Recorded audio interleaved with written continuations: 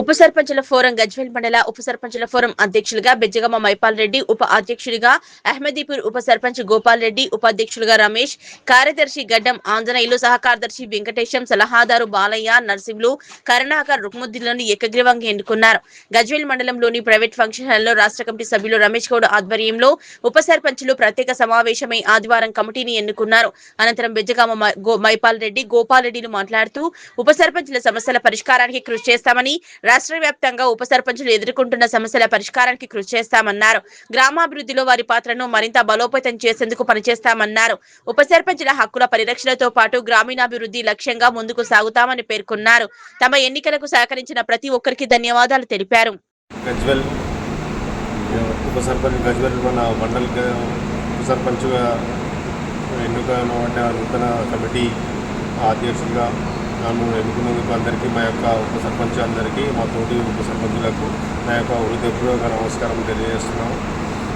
మనము గ్రామాన్ని అభివృద్ధి చేసుకుంటూ మనము ముందు మన గ్రామ సమస్యలపై మనకు వచ్చిన మన కానీ అందరికీ మనము మంచి చేయాలని కోరుతూ ఎటువంటి ఇబ్బంది లేకుండా ముందు మనకు హక్కులకై సాధనకై మనము ఎప్పటికైనా ఎంతటి ఉన్నటువంటి ఈ యొక్క మన గజ్వేల్ మండలంలో ఉన్నటువంటి సమస్యల గురించి, మన యొక్క ఉప సర్పంచులకు వచ్చినటువంటి సమస్యల గురించి మనం దేనికైనా అన్నిటికీ ముందుండి మన యొక్క సమస్యలపై పోరాడడానికి మీ యొక్క మనము ఈరోజు నన్ను ఎన్నుకున్నటువంటి అందరికీ నా యొక్క హృదయపూర్వక నమస్కారం తెలియజేస్తున్నాను.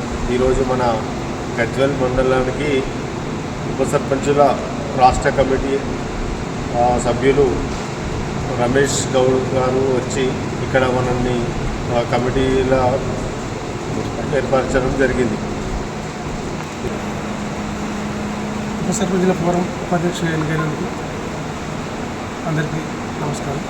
ఉప సర్పంచులందరికీ అధ్యక్షులుగా ఎన్నికైన మైపాల్ రెడ్డికి శుభాకాంక్షలు.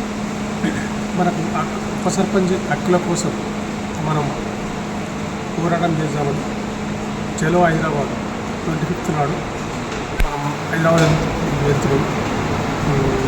మన హక్కుల కోసం, మన చెక్ పవర్ గురించి, మన చెక్ పవర్ రద్దు అనే విషయంలో కొన్ని మీడియాలు సృష్టిస్తున్నారు.